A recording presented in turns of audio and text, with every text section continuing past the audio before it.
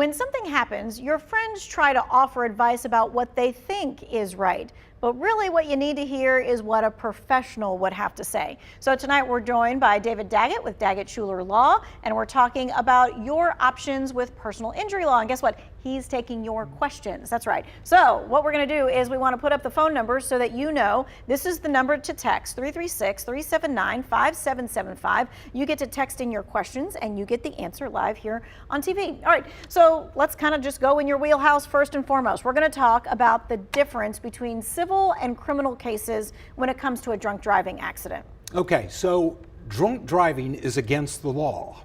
So there are criminal charges for drunk driving. Criminal charges can result in fines, jail time, that sort of thing. Those charges are brought by the government. If the drunk driver hurts somebody else, damages property, that sort of thing, they have a civil case, which is a private action between parties. That's where you would handle the case against their insurance company or engage a lawyer to go after the drunk driver for the damages caused. One's by the government, one's private action. Okay, gotcha. All right, so clear on that one. We had a graphic up as well to kind of like help people figure that one out. All right, something else that you deal with often, what is considered pain and suffering when it comes to a car accident? So a lot of bad injuries have physical pain and mental suffering. The law provides that if you're injured and it's somebody else's fault, you're entitled to be compensated for physical pain and mental suffering. Sometimes that's a permanent condition that goes on for the rest of your life, and you're entitled to be compensated for it. And just a kind of follow-up question on that, are there parameters for that, or can you kind of ask for whatever you think is right? It's very subjective. And so what we usually look at is the difference between the cost for pleasure and the price for pain. It gets a little bit longer than that, but it's a subjective measure that ultimately a jury would decide. Okay. All right. So how about this? Do you have to pay taxes on your car accident settlement money? That's a great question. I get asked that one a lot. Under current IRS regulations, the answer is no.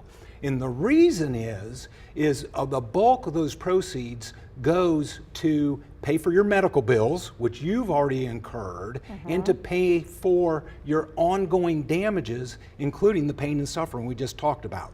So under current law, no, that is not taxable. Which is interesting because so much other kind of income is taxable, right? Yes. Okay, all right. So what happens, let's say behind the scenes, after a car accident, car gets into an accident with maybe like a commercial truck? Okay, with commercial vehicles, those can be very, very significant accidents with significant injuries.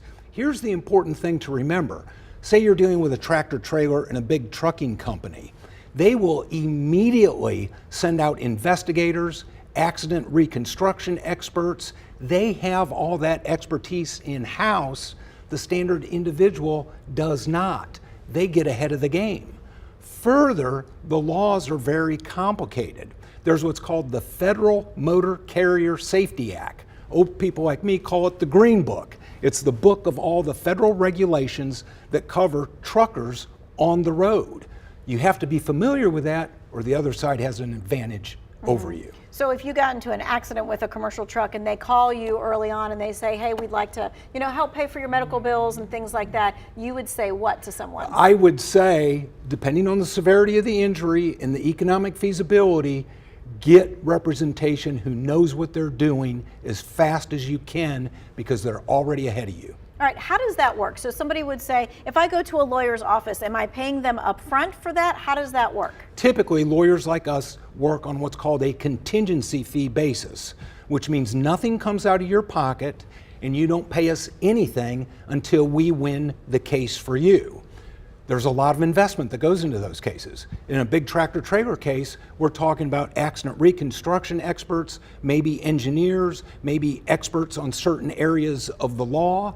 So it can be very, very complicated, and those cases are hard. Okay. And so what should you do if you think you might have a case, but you're not really sure if you have a case? Well, law firms like ours, we answer questions for free, I personally do, all day long, trying to help people. We give guidance, advice, and then recommend representation if it is warranted and needed.